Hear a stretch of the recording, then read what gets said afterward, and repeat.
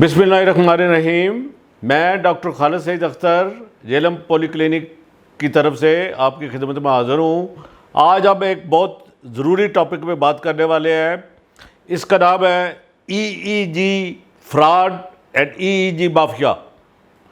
EEG کا مطلب ہے الیکٹرو انکفیلوگرافی، اور مجھے انتہائی افسوس کے ساتھ کہنا پڑ رہا ہے کہ اس ٹیسٹ کا پاکستان میں انتہائی بے دردی سے غریب آدمیوں کے اوپر ظلم کیا جا رہا ہے، ان کو لوٹا جا رہا ہے بغیر اس کی انڈیکیشن کے، بغیر اس کی ضرورت کے۔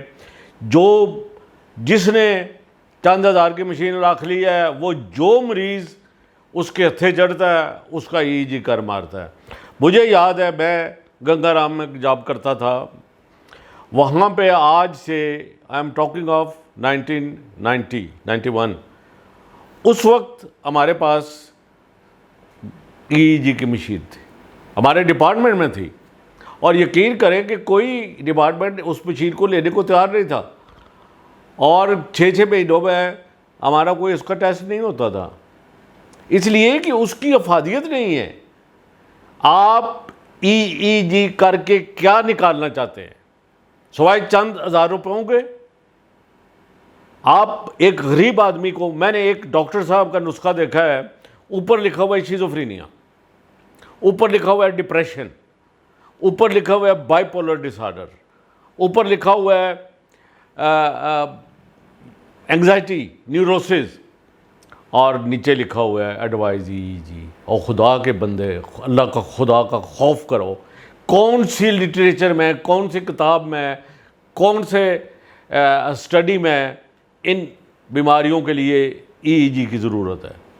اور پھر ظلم، اس کے اوپر ظلم دیکھیے، سکین ڈائزار کا ہو رہا ہے، اس کی چارجز 3500 روپے ہے۔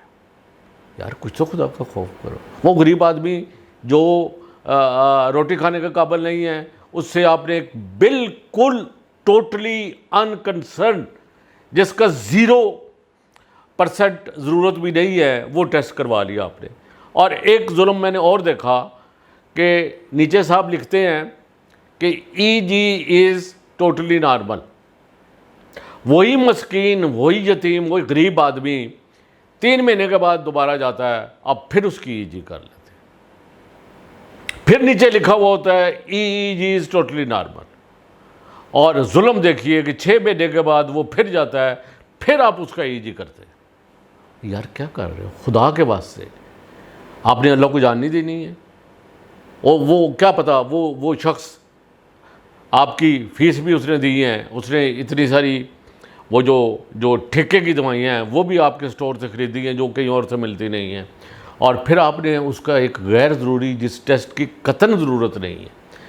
ایک واحد ایسی کنڈیشن ہے جہاں پہ آپ EEG کی ہیلپ لے سکتے ہیں، اور وہ ہے ایپیلیپسی، مرگی، اور خاص کر ان لوگوں میں جہاں پہ آپ کے پاس اس کی ہسٹری اچھی نہیں ہے، مثلا بچے ہیں اور گروئنگ ایج والے بچے ہیں، وہاں پہ ہم کسی حد تک EEG کی مدد سے یہ کنفرم کر سکتے ہیں کہ اس کو مرگی ہے یا نہیں ہے، یا یہ دورے پڑ رہے ہیں، کیا یہ مرگی کے دورے ہیں یا کسی اور وجہ سے ہیں۔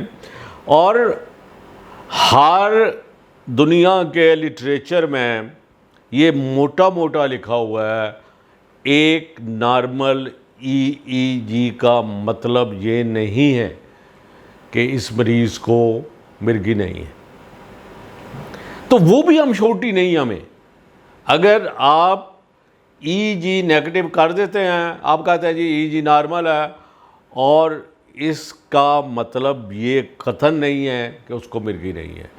ایک کام آپ نے کرنا ہے، تسلی سے آپ نے مریض کو بٹھانا ہے، آپ نے اس کی فیملی کو بٹھانا ہے، جن لوگوں کے سامنے مریض کو دورے پڑے ہیں ان سے آپ نے ڈیٹیل میں ہسٹری لینی ہے، اس کی نوعیت پوچھنی ہے، اس کی ٹائمنگ پوچھنی ہے، اس کی قسم پوچھنی ہے، اس کے جھٹکوں کی، اس کے بے ہوش ہونے کی، اس کے دانت کے نیچے زبان آنے کی، اس کے چوٹ لگنے کی، یہ آپ نے تفصیل سے ہسٹری لینی ہے۔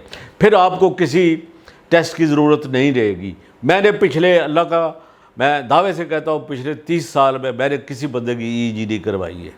اور میں نے صرف اور صرف اور جو اور اچھے ڈاکٹر ہیں انہوں نے صرف اور صرف مریض کی ہسٹری کے اوپر اس کے ایگزامینیشن کے اوپر تفصیل سے کام کیا ہے تو ان کو کسی ٹیسٹ کی ضرورت نہیں پڑتی ہے. ہاں اگر دوروں کے ساتھ کوئی اور دماغی بیماری بھی آ جاتی ہے، مثلا آپ کا کوئی حصے میں فالج پڑ جاتا ہے، آپ کی زبان بند ہو جاتی ہے، آپ کی نظر پہ اثر پڑ جاتا ہے پرماننٹلی، تو وہاں پہ آپ کو پھر جو بیسٹ ٹیسٹ ہے وہ EEG کی بجائے آپ گو فار CT اسکین، تو پھر آپ CT اسکین کروائیں.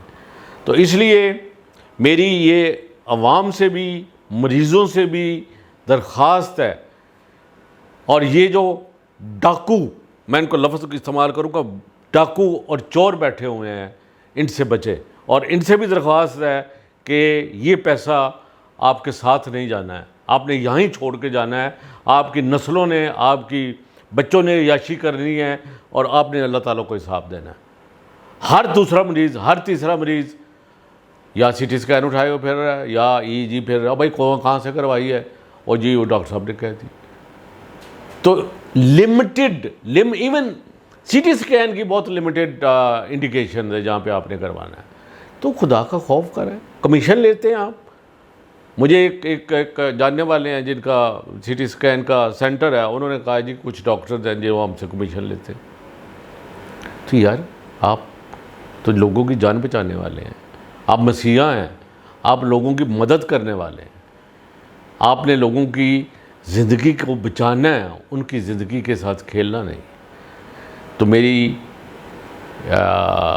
آپ سے، میڈیکل پروفیشن سے، ایون میڈیکل ڈاکٹر کے علاوہ جو ٹیکنیشین ہے وہ بھی کرے جا رہا ہے، وہ بھی EEG کرے جا رہا ہے. جو بندہ اس کے تھے چڑھ گیا اس نے لمبا ڈال دیا.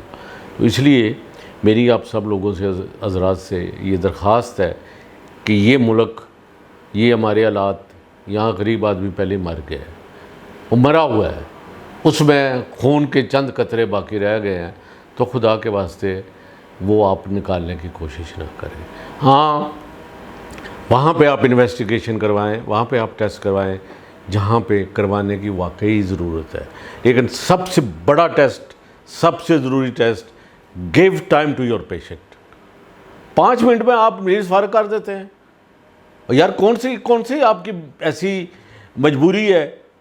آپ مریض سے بات سیدھے پوری کرتے ہیں، آپ 5 منٹ میں اس کی ساری ہسٹری لے کے دوائی لکھ کے اس کو بات کرتے ہیں.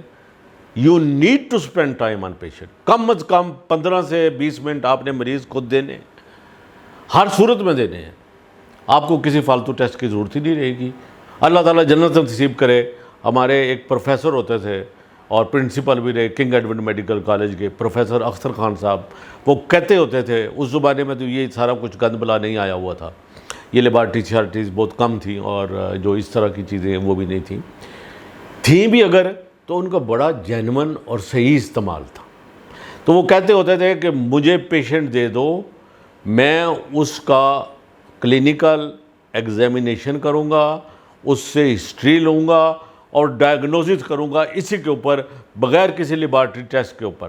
اور دنیا کے کسی بھی جگہ پہ جا کے اس کو چیلنج کرو، اگر میری ڈائگنوسس غلط ہوگی تو میں ڈاکٹری چھوڑ دوں گا. یہ ہے کانفیڈنس ڈاکٹر کا.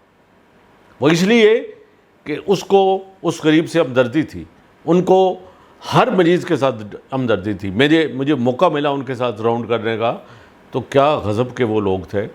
اور وہ پروفیشن سے، اپنے پیشے سے ایماندار تھے، سنسیئر تھے. تو اللہ تعالیٰ سے دعا ہے کہ ہم لوگ جو اس پیشے میں ہیں، ہمیں بھی اللہ تعالیٰ ان نیک اور اچھے لوگوں کے نقش قدم پہ چلنے کی توفیق عطا فرمائے.